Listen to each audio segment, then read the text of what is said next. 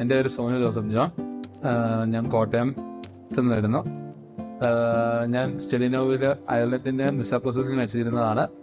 അപ്പോൾ ഞാൻ കഴിഞ്ഞ മന്താണ് ഞാൻ വിസ പ്രോസസ്സിംഗ് വെച്ചിരിക്കുന്നത്. അപ്പോൾ ഞാൻ ബിടെക് കമ്പ്യൂട്ടർ സയൻസ് സ്റ്റുഡൻ്റ് ആണ്. അപ്പോൾ ഞാൻ സ്റ്റഡി നൗ ചൂസ് ചെയ്യാനുള്ള മെയിൻ കാരണം എന്ന് വെച്ച് കഴിഞ്ഞാൽ അവരുടെ വേ ഓഫ് പ്രിഫറൻസും തന്നെയാണ്.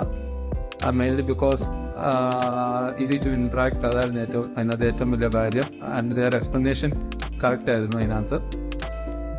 സോ ഇത് വിസ പ്രോസസ്സിങ്ങിൻ്റെ സ്റ്റെപ്സ് ആയിരുന്നു വളരെ സ്മൂത്ത് ആയിരുന്നു, ആൻഡ് ക്ലിയർ ആയിരുന്നു.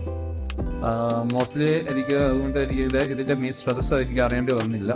എല്ലാം ഡയറക്റ്റ് ഇൻഫർമേഷൻ എനിക്ക് കറക്റ്റായിട്ട് തന്നുകൊണ്ടിരുന്നു. ഇപ്പം എനിക്ക് വിസ പ്രോസസ് അപ്രൂവ് ആയി. എനിക്ക് സെപ്റ്റംബർ 3 എനിക്ക് പോകേണ്ടത്. എനിക്ക് അയർലൻഡിൽ കാർലോ എന്ന സ്ഥലത്ത് സൗത്ത് ഈസ്റ്റ് ടെക്നോളജി യൂണിവേഴ്സിറ്റിയിലാണ് അഡ്മിഷൻ കിട്ടിയിരിക്കുന്നത്. അപ്പം all thanks to study now. ഞങ്ങൾ സ്റ്റഡി നൗ ചൂസ് ചെയ്തിട്ട് ഞങ്ങൾക്ക് യാതൊരു പ്രശ്നവും ഉണ്ടായില്ല.